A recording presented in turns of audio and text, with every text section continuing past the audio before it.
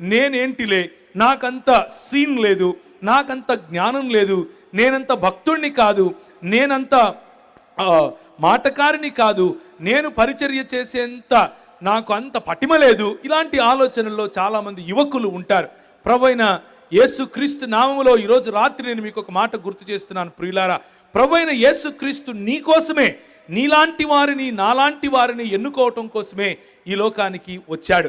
ఎవరైతే బలహీనులో వారి పక్షంగా నిలవటానికి వచ్చాడు. ఎవరైతే రోగులో వారికి డాక్టర్గా వచ్చాడు. ఎవరైతే పాపులమని ఒప్పుకుంటారో వారికి రక్షకుడుగా ఈ లోకానికి వచ్చాడు. నీవు స్వల్పమైన వాడివిగా, అల్పమైన వాడవుగా, అల్పమైన దానివిగా ఒకవేళ నువ్వు అనుకుంటూ ఉంటే నీ వ్యక్తిగత జీవితంలో ఒక ప్రోత్సాహాన్ని, నీ వ్యక్తిగత జీవితంలో ఒక చైతన్యాన్ని ఇవ్వటానికి ప్రభువైన యేసుక్రీస్తు ఈ లోకానికి వచ్చాడు అన్న మాటను జ్ఞాపకం చేసుకో.